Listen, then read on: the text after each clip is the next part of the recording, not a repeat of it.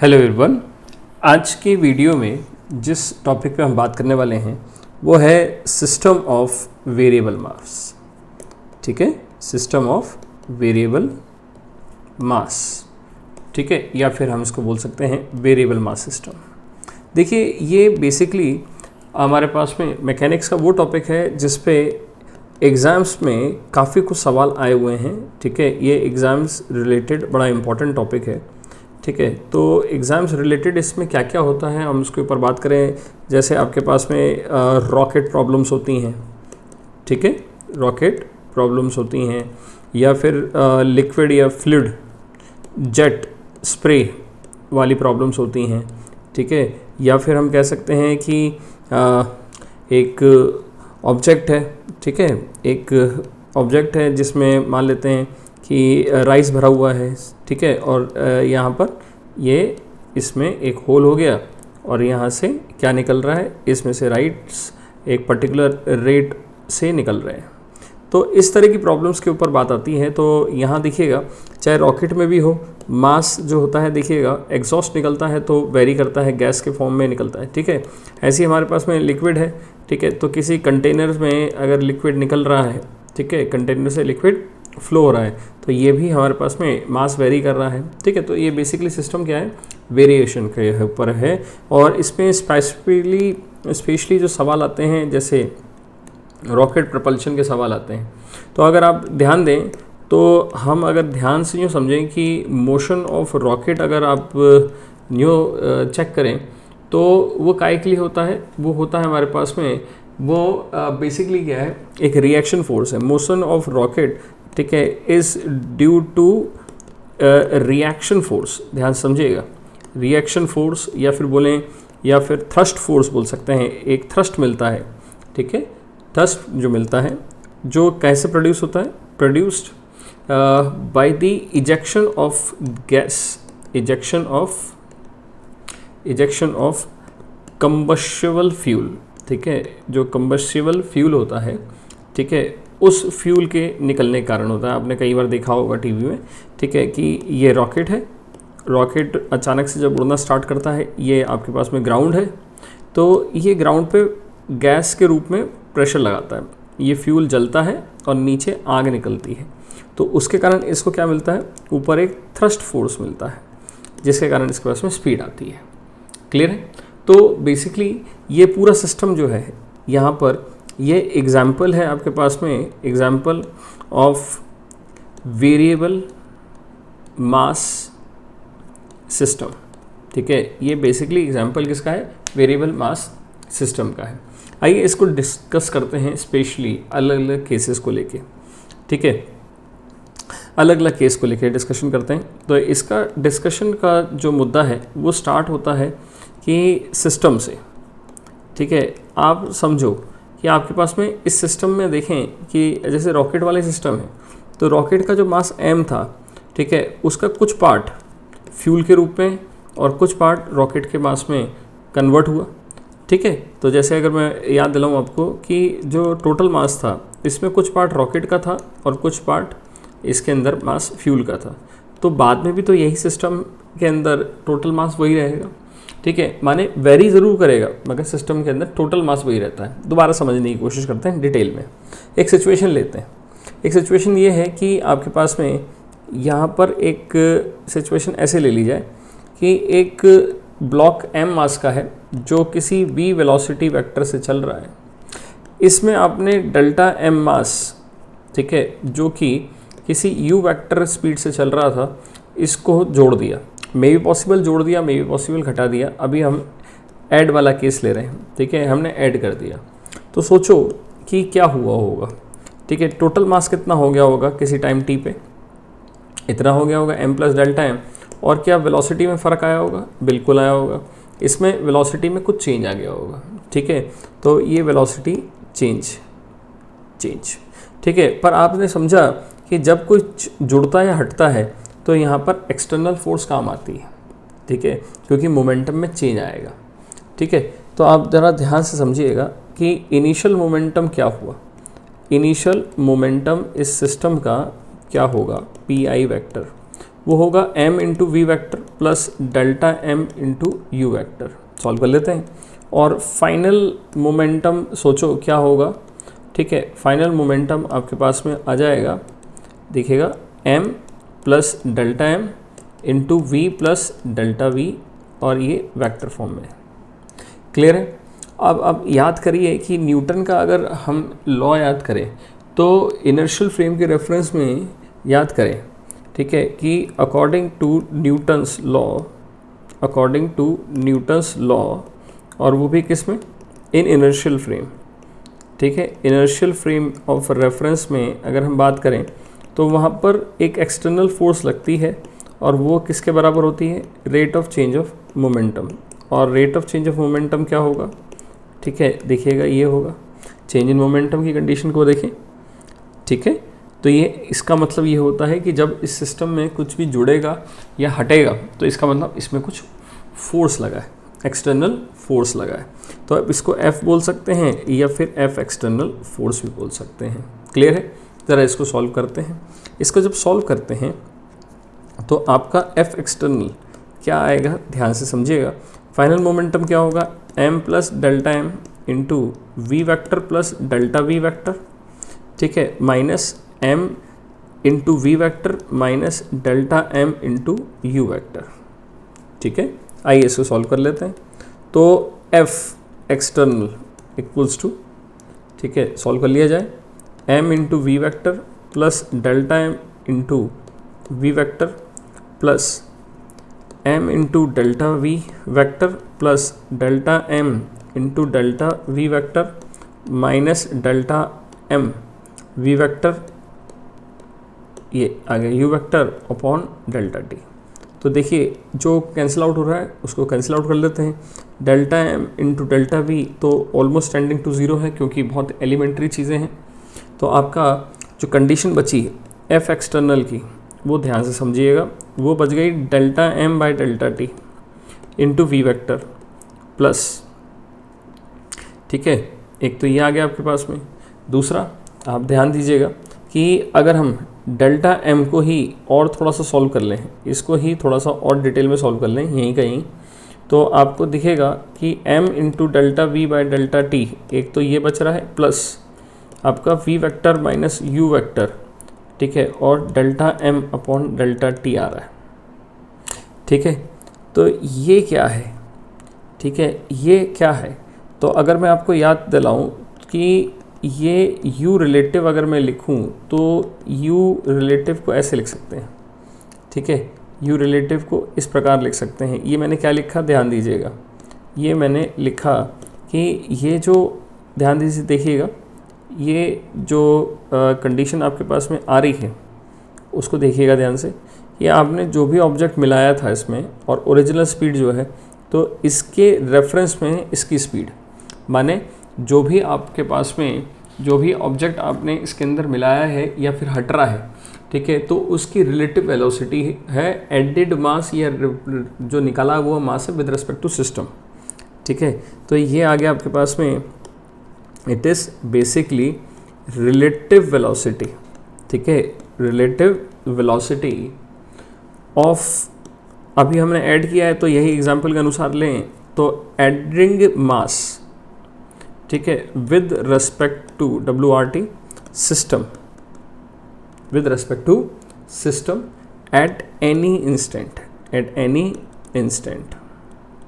Clear है, पक्का। चलिए, तो ये आ गया F external equals to m into delta v by delta T.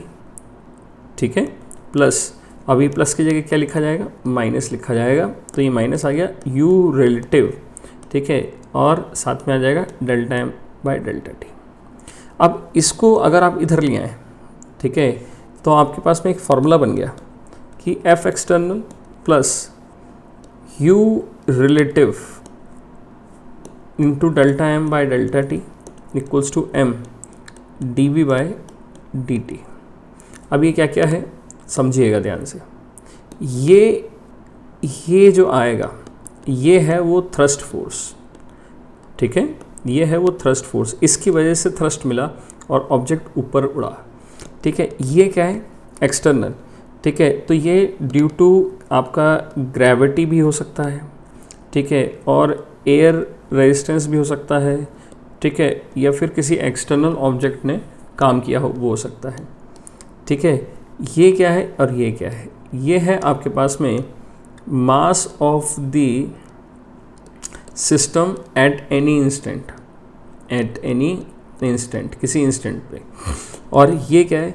Acceleration of the system, acceleration of the system, ठीक है, एक्सेलरेशन ऑफ द सिस्टम, ये है इसका मतलब, ठीक है। तो आई होप आपको ये कंडीशन समझ में आ रही होगी कि इसका मतलब क्या क्या है।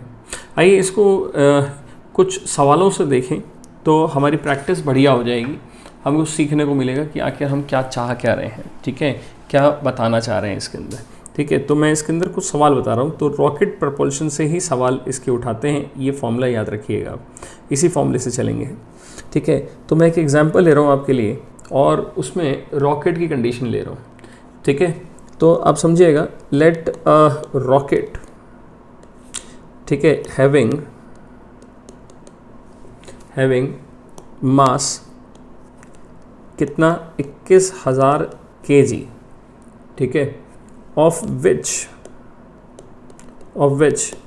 15,000 kg इज फ्यूल, ठीक है, फ्यूल है, ठीक है। अब ये रॉकेट का इंजन कुछ फ्यूल को एग्जॉस्ट करता है, ठीक है, द फ्यूल इज एग्जॉस्ट, ठीक है, बाय द इंजन, मैं शॉर्ट में लिख रहा हूँ, ठीक है, एट अ रेट, जिस रेट पे वो फ्यूल को निकाल रहा है, ठीक है, एट अ रेट वो है 190 kg पर सेकेंड, ठीक है, with exhaust velocity, exhaust velocity माने जो गैस निकल रही होगी उसकी वेलोसिटी, ठीक है, जो है 2800 आपका मीटर पर सेकेंड, ठीक है, सॉरी कितनी है 2800 मीटर पर सेकेंड, ठीक है, रिलेटिव टू रॉकेट है, रिलेटिव टू रॉकेट है, माने आपको एक अच्छी बात दे दी कि आपके पास में रिलेटिव वेलोसिटी दे दी है, ठीक है। तो अब आपने इसको रॉकेट को वर्टिकली फायर किया, if rocket is fired vertically, ठीक है, ये रहा आपके पास में रॉकेट और इसमें से एग्जॉस्ट निकला, ठीक है, जिस रेट पे निकला, जिस वेलोसिटी से निकला वो आपके पास में कंडीशन दे रखी है। तो आपके पास में कुछ बातें निकालनी है। पहला है फाइंड थ्रस्ट फोर्स, ठीक है, पहला है थ्रस्ट फोर्स। दूसरा अगर आपसे पूछा जाए कि एक काम कीजिए कि नेट फोर्स निकाल दीजिए, ठीक है, net force on rocket, net force on rocket, ठीक है, कब? एट ब्लास्ट ऑफ पे, और सेकंड है एट जब ब्लास्ट फिनिश हो गया होगा, ठीक है, जब आपके पास में जस्ट आपका फ्यूल ख़त्म होने वाला होगा, ठीक है, जस्ट फ्यूल आपका ख़त्म होने वाला होगा, ठीक है। तो मैं यूँ लिख दूँ इसको कि when the fuel is just to be finished, just to be finished, ठीक है। और एक और आप बात, velocity of system at any time, at any time, किसी टाइम पे वेलोसिटी निकालनी है इस रॉकेट के सिस्टम के लिए, ठीक है। ये आपका सवाल है, पढ़ लीजिए इसको, ठीक है, और एक एक करके सॉल्व करते हैं, ठीक है, एक एक करके सॉल्व करते हैं। तो आइए इसको सॉल्व करें और देखिएगा, बड़ा आसान सा और बड़ा ज़ोरदार सवाल है, ठीक है। क्या क्या करना है ध्यान से समझते हैं। देखिए सबसे पहली बात तो क्या है, थ्रस्ट निकालना है, ठीक है, पहला काम क्या करना है, थ्रस्ट निकालना है। तो थ्रस्ट फोर्स क्या होता था, अभी हमने ऊपर डिस्कस किया है। तो थ्रस्ट फोर्स होता था आपके पास में u रिलेटिव वेक्टर फॉर्म में और dm by dt, u relative और dm बाई dt यही होता था, ठीक है। तो अब आप क्या करो कि इसके अंदर u रिलेटिव दे रखा है आपके पास में, तो इसको ऐसे चेक करो आप कि ये जो गैस है जो नीचे निकल रही है, तो इसका मतलब क्या होगा, यहाँ तो लीक हो रहा है, ठीक है, तो लीक हो रहा है तो dm/dt ये बेसिकली काय में आएगा, नेगेटिव आएगा। क्यों? क्योंकि कम हो रहा है, ठीक है, ये रिड्यूस हो रहा है। पहली बात तो ये रही। दूसरा, अगर मैं ग्राउंड के रेफरेंस में बोलूँ तो जो फ्यूल निकल रहा है वो नीचे जा रहा है और रॉकेट जो उड़ रहा है वो ऊपर जा रहा है, ठीक है। तो इसको अगर हम जे कैप मान लें, ठीक है, तो देखो यू रिलेटिव क्या होगा बताओ। तो ये मास ऑफ द फ्यूल होगा माइनस मास ऑफ रॉकेट होगा, ठीक है, क्योंकि रिलेटिव का मतलब क्या है, fuel with respect to rocket, ठीक है। तो फ्यूल कहाँ जा रहा होगा, फ्यूल जिस भी स्पीड से जा रहा होगा, मान लेते हैं यू है, तो आप बताओ वो जे कैप में पॉजिटिव में जा रहा होगा या नेगेटिव में? बिल्कुल सही, नेगेटिव में। और रॉकेट कहाँ जा रहा होगा, रॉकेट जा रहा होगा प्लस के जे कैप में। तो ये नेट वेलोसिटी जो आएगी वो नेगेटिव में आएगी, ठीक है, नेट वेलोसिटी जो आएगी वो नेगेटिव आएगी, ऐसे लिख देते हैं, ठीक है, नेगेटिव आएगी। क्लियर है? तो आपके पास में अगर मैं यू रिलेटिव वेक्टर फॉर्म में आपसे पूछूं तो कितनी दे रखी थी, ये दे रखी थी 2800 मीटर पर सेकंड, मगर ये आएगा काय में, नेगेटिव में आएगा। क्लियर है? नेगेटिव में आएगा। तो आपका अगर थ्रस्ट फोर्स वेक्टर फॉर्म में पूछा जाए तो कितना होगा, ठीक है, 2800, ठीक है, इंटू 190, नेगेटिव नेगेटिव कट गया तो जे कैप मीटर पर सेकंड वाला केस था, ठीक है। तो ये आपके पास में इतना न्यूटन, और थ्रस्ट कहाँ लग रहा है, ऊपर। ऑब्वियस सी बात है कि थ्रस्ट फोर्स ऊपर ही लगेगा, तभी तो ऑब्जेक्ट ये गैस निकलेगी और रॉकेट जो होगा आपका ऊपर उड़ेगा। क्लियर है? तो इसको सॉल्व कर लेते हैं। ये आता है 5.3 इंटू 10⁵ न्यूटन, ठीक है, और काय में आ गया, जे कैप में आ गया। क्लियर है? एक बात आ गई। अब आपसे दूसरी बात जो पूछी गई है, आगे सिचुएशन में पूछते हैं। आपको पूछा है नेट फोर्स। तो देखो नेट फोर्स का मतलब क्या है, नेट फोर्स का मतलब है कि mdv/dt, ठीक है, जो कितना होता है, external force plus thrust force, external force और थ्रस्ट फोर्स। तो ये रॉकेट है, इस रॉकेट पे एक्सटर्नल फोर्स कौन सी लग रही होगी, mg लग रही होगी, नीचे की तरफ होगी, माने माइनस जे कैप की तरफ, ठीक है, नेगेटिव। और वो भी दो केस में पूछी हुई है। कब? जब ब्लास्ट ऑफ हो गया, माने अभी ब्लास्ट स्टार्ट जो है बस हुआ ही हुआ है, और तब जब ब्लास्ट ख़त्म से होने वाला है, ठीक है। उन दोनों सिचुएशंस पे आपसे पूछी गई है, ठीक है। तो पहला बात कि व्हेन ब्लास्ट ऑफ, ठीक है, तो ब्लास्ट ऑफ है तो एक्सटर्नल कितना होगा, mg, ठीक है। तो लगभग उस समय मास ऑफ द रॉकेट कितना था, फ्यूल के साथ में ही था, 2100, ग्रेविटी हो गया g10। तो इसको अप्रॉक्सीमेटली अगर लिखें तो ये कितना आ गया, 2.1 इंटू 10⁵ न्यूटन, और काय में आएगा, माइनस जे कैप में आएगा। क्लियर है? एक बात तो यहाँ पर आ गई। अब मैं अगर सेकेंड बात पूछूं कि जब ये ख़त्म होने को है, व्हेन ब्लास्ट आउट, ठीक है, जब ब्लास्ट फ्यूल ख़त्म होने को है, तब एक्सटर्नल क्या होगा, तब भी mg होगा, पर अब m' होगा, क्योंकि अब लगभग सारा फ्यूल फिनिशअप हो चुका है।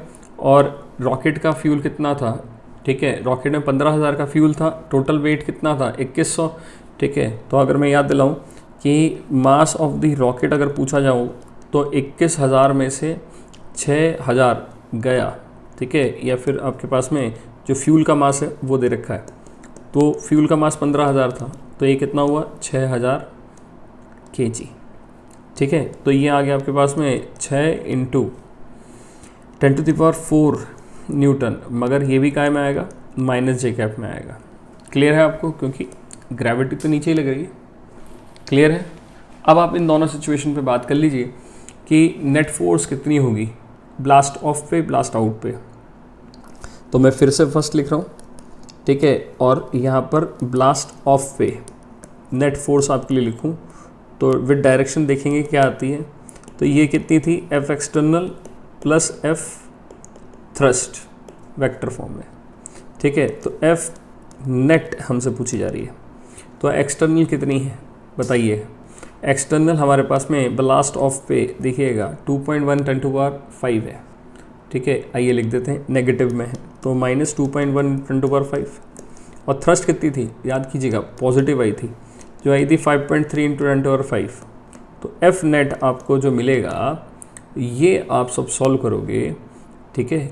जब आप इसको सॉल्व करोगे तो ये आपके अप्रॉक्सीमेटली जो आ जाएगा, ठीक है, ये 10 और ये 5, तो ये आपका देखिएगा यहाँ पर आपके पास में ये कंडीशन ये आई थी, तो ये अप्रॉक्सीमेटली जो आएगा ये आ जाएगा करीब करीब ये 2 और ये आ गया 3.2 × 10⁵ न्यूटन पॉजिटिव में। तो माने रॉकेट ऊपर ही जा रहा है, कहाँ जा रहा है, अप साइड ही जा रहा है, अपवर्ड ही जा रहा है, ठीक है। और जब ये ब्लास्ट आउट हो गया, ठीक है, ब्लास्ट आउट हो गया, ठीक है, तो देखें एफ नेट कितना आएगा, वही बात कि एक्सटर्नल कितनी है, देखिएगा एक्सटर्नल अब कितनी थी, ये आ गए आपके पास में 0.6, ठीक है, × 10⁵, प्लस थ्रस्ट कितनी थी 5.3 × 10⁵, ठीक है। तो एफ नेट फिर से आपका पॉजिटिव आया और वो कितना आया 4.7 × 10⁵ न्यूटन, ठीक है। कहाँ के लिए आया, ऊपर की तरफ, अप साइड, पॉजिटिव जे के, ठीक है। तो ब्लास्ट आउट और ब्लास्ट ऑफ पे क्या क्या स्थिति आएगी वो मालूम पड़ जाएगी।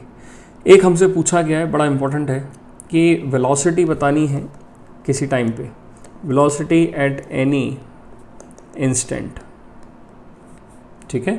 तो उसके लिए क्या करना पड़ेगा, आपने मेहनत करके फॉर्मूला निकाल लिया है। फॉर्मूला क्या है, F external plus F thrust, ठीक है, और ये हो गया m dv/dt। क्लियर है।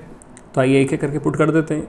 तो किसी टाइम t पे पूछा गया है, तो किसी टाइम t पे मास इसका विद फ्यूल mg होगा, ठीक है, सॉरी m होगा, ठीक है। और तो वेट कितना हो जाएगा इसका mg माइनस में, क्योंकि नीचे की तरफ है, ठीक है, क्योंकि रॉकेट जब उड़ रहा है तो आपका एक्सटर्नल फोर्स नीचे की तरफ है, ठीक है। थ्रस्ट कहाँ है, ऊपर की तरफ, ठीक है। तो ये थ्रस्ट का फॉर्मूला याद दिलाऊँ आपको, v रिलेटिव, याद आ गया आपको, ठीक है। तो ऊपर ही है तो मैं इसको पॉजिटिव में ही बना रहा हूँ, ठीक है। और साथ में dm/dt ये कंडीशन आएगी इक्वल टू m dv/dt भी लिख दिया मैंने, क्योंकि वेलोसिटी नेट ऊपर ही है तो एक्सेलरेशन भी ऊपर ही है।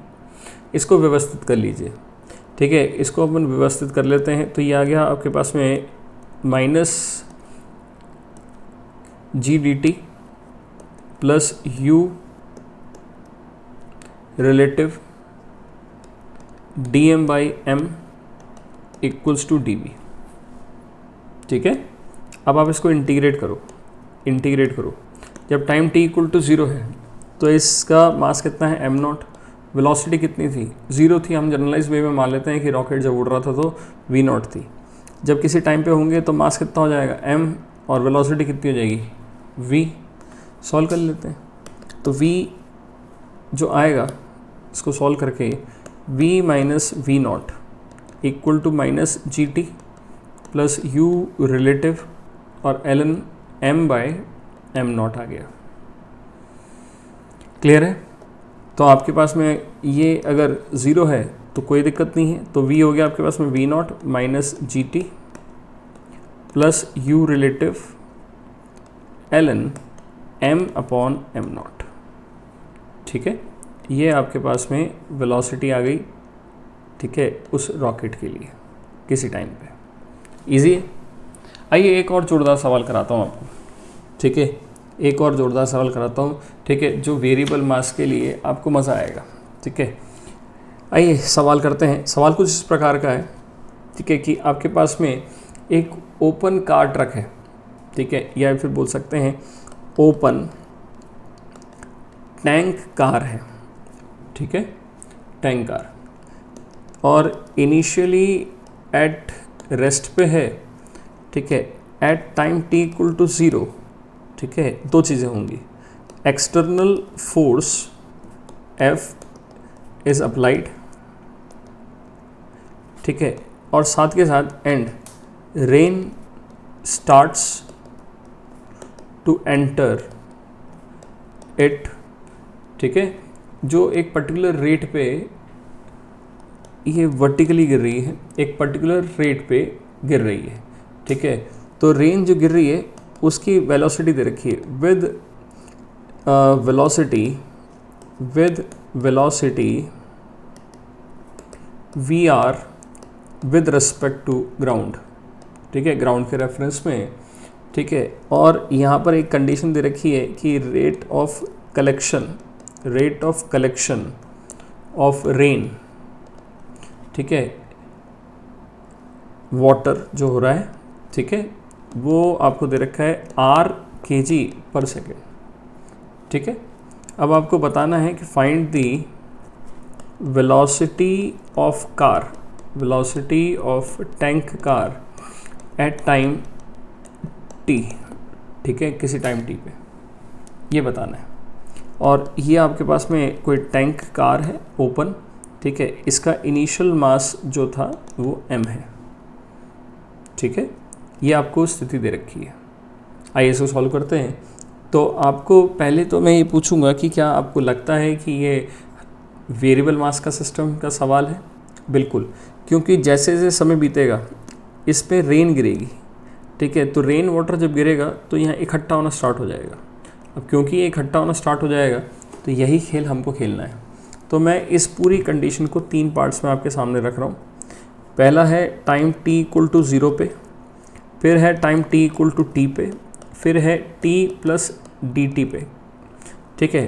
तो इस पे हम चर्चा शुरू करेंगे कि आखिर क्या कहना चाह रहे हैं। ये पहली स्थिति है, ध्यान समझिएगा, ये दूसरी स्थिति है और ये तीसरी स्थिति है, ठीक है। तो आप देखो कि शुरुआत में रेन गिरना स्टार्ट हुई है और फोर्स लगना स्टार्ट हुई है। थोड़ा सा इसको लाइट मोड पे ले लेते हैं, ऐसे ले लेते हैं। तो लाइट मोड पे इसमें आपके पास में रेन स्टार्ट हुई है, मास कितना था m, ठीक है। इनिशियल वेलोसिटी क्या थी 0। जब किसी टाइम t पे पहुंचेंगे तो इसमें पानी कुछ भरना स्टार्ट हो चुका होगा, ठीक है। इसकी वेलोसिटी कुछ v हो चुकी होगी और इसका मास कुछ m हो चुका होगा, ठीक है। आप समझ पा रहे हैं? अब आपने कुछ t प्लस डेल्टा t पे देखिएगा, इसमें थोड़ा सा पानी और आ चुका होगा, तो इसका टोटल मास कितना होगा m प्लस dm, ठीक है। फोर्स तो लगी रहा है, पानी गिरा है, तो वेलोसिटी में भी कुछ फ़र्क आएगा, तो v dt। तो देखिएगा मैंने वेक्टर फॉर्म नहीं लिया है क्योंकि हमको जाएगा तो x एक्सिस की तरफ ही, ठीक है, जाएगा तो वह x रोड पे ही चलेगा, ठीक है। इसलिए हमको डायरेक्शन मालूम है, इसलिए मैंने इसका वेक्टर फॉर्म नहीं लिया, ठीक है। अब इस पूरे कंडीशन में आप देखिएगा कुछ एक्सटर्नल काम हो ही नहीं रहा, पानी जो भी आ रहा है वो सब इसमें इकट्ठा होता जा रहा है, ठीक है, इसमें इकट्ठा होता जा रहा है। तो हम एक्स एक्सिस के अलावा अगर मोमेंटम कंजर्व करें, किसके अलावा? एक्स एक्सिस के अलावा, ठीक है। तो देखें क्या आता है, ठीक है। तो यहाँ पर अप्लाई करते हैं, अप्लाई मोमेंटम कंजर्वेशन, ठीक है, मोमेंटम कंजर्वेशन अप्लाई करते हैं, ठीक है। आप भी कर सकते हैं माइंड में, ठीक है, at t time and t plus delta t time, ठीक है, इन 2 टाइम्स में। तो इसमें फोर्स की बात आएगी तो ये आ गया आपके पास में dp बाई dt माने p final minus p initial by dt। Clear है? तो आप थोड़ा सोचो कि इस समय और इस समय मैं आपके सामने लिख दूं कि क्या क्या हो रहा है। तो यहाँ पर m plus dm v plus dv minus m into v, ये लिखूँगा, ठीक है, बाई dt। और कुछ लिखेंगे नहीं, ये लिखेंगे। सॉल्व कर लीजिए इसको, ठीक है, सॉल्व कर लीजिए।